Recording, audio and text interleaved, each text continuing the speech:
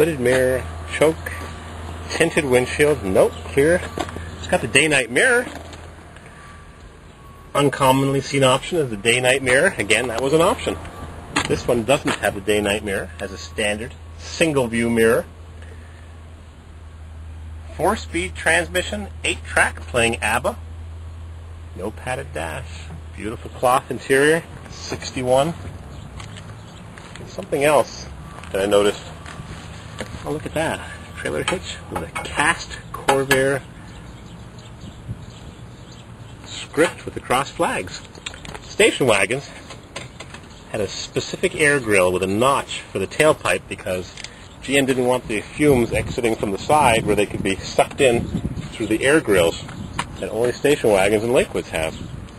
And this Twilight Turquoise 61 Lakewood with bumper overriders has the specific 61 air grill. Can't modify it. The slots are smaller, keeps the exhaust where it belongs, out the back, not being sucked in to be recycled like it does anyways, on a direct air heater. Again, manual choke. There's the choke cables. Automatic choke didn't come out till 62 then. This has got a truck block. Oil filler goes through the back or front of the block, depending how you look at it. Normally the cars have their oil filler over here. Fuel pump, oil filler. But on a station wagon or a pickup, Lakewood, Greenbrier, got a small access door right here. Check your oil. Mini access door, so you don't have to disturb all your luggage that's underneath this engine cover, which has been insulated with some styrofoam. This is a 64 fan, magnesium. Might be a newer 164 cubic inch engine. We don't know. Spider, 1962. You can tell because the taillights have what looks like a propeller, kind of sort of like BMW. 1962, turbocharged. Factory cutout, debatable. Don't know. I think it is. Yep, maybe. It's got a 64 rear grille because that's what GM made for years and years and years and years and years. You wanted a grille for your early model, you took a 64 or you got nothing. Push button radio, 4-speed transmission, the same bright red interior without the buttons because they're hard to find, padded dash. 1962 Spider. I could park mine next to this if it was here, but no. Had to blow up the differential on the way. Factory spot welds. It's rare that you see those that haven't been body worked over. There's lots of spot welds. GM used to weld the front fender to the front panel and braze it. And there's the braze blob right there. They didn't hide it. Braze blob right there. Factory original. Blob of braze. If you look at any early model, and that blob of braze should be there. Just like it is right there. Nice white paint job. It's accented with a red stripe. It's got the correct 1962 hooded mirror on a beautiful 62 Spider. All it's missing is baby moons. So if you got a set of baby moons, this man needs them. It is a beautiful 62 Spider coupe, 150 horsepower, turbocharged. 1962 Corvair station wagon. Lakewood name, they didn't want to use it anymore, so they called it a station wagon. It's got the correct truck block, and it's cast without the opening for the oil filler. Generator, 12-volt battery, hidden underneath this cover. Steel fan. GM went to the magnesium fan in 1964 on their 164 engines.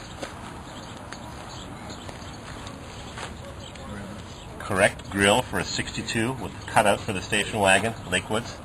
Again, so you don't get air being sucked into the interior or recycled into the engine. This has got genuine wire wheels, Kelsey Hay wire wheels, an option on the Corvairs from 62, 3, and 4.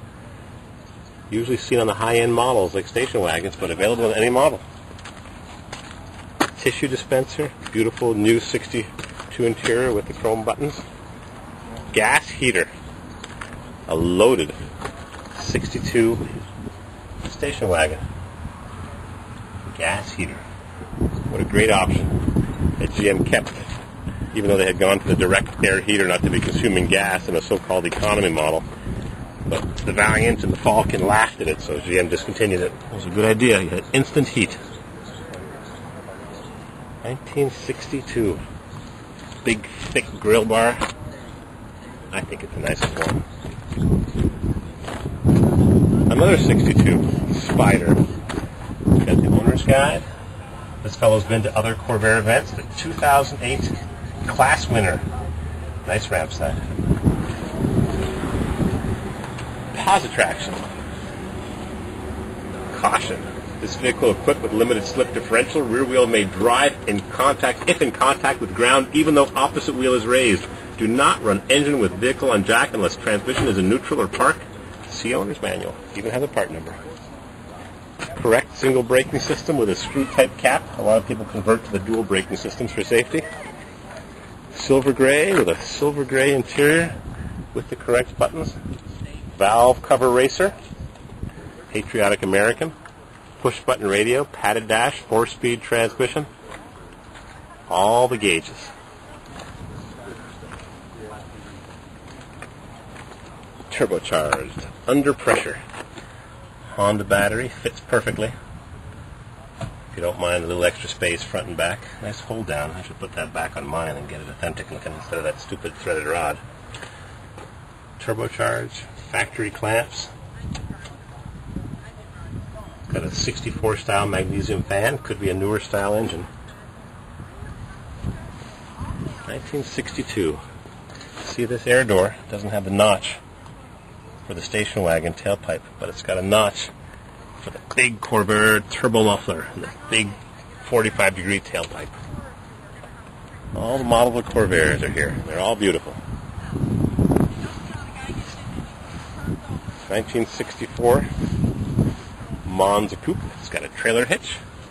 I've got one of those on mine. I think my installation's a bit neater though. Draw Tight Company, Belleville, Michigan. 1964 Monza Coupe. Modified for the driver's liking. It's got a tachometer, full complement of gauges. It's the power glide automatic. It's got some flames, probably covering up a scratch or two.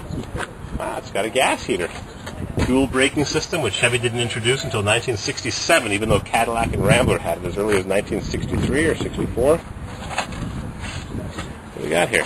For sale, a pair of 67 doors.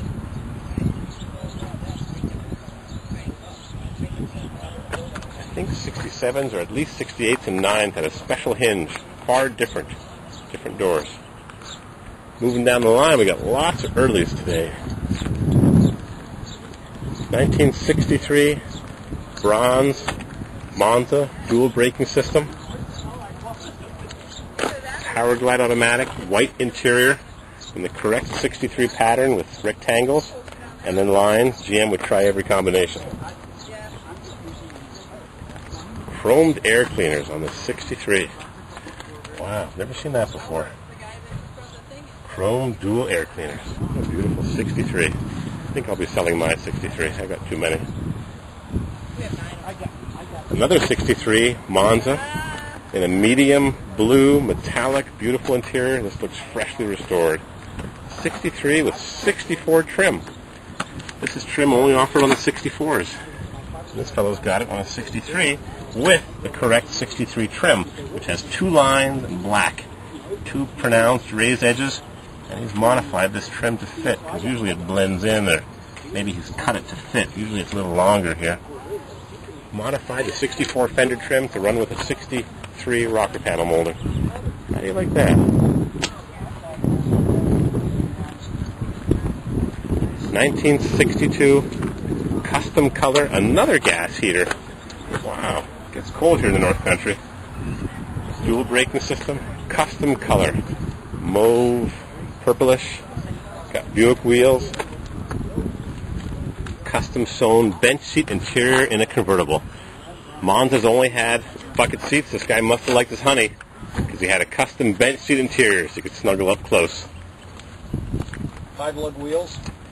Oh yeah, and early. I mentioned that it was Buick Skylark wheels. 4 carburetor style engine with a Holley 4-barrel. Wow. And I'm out of memory.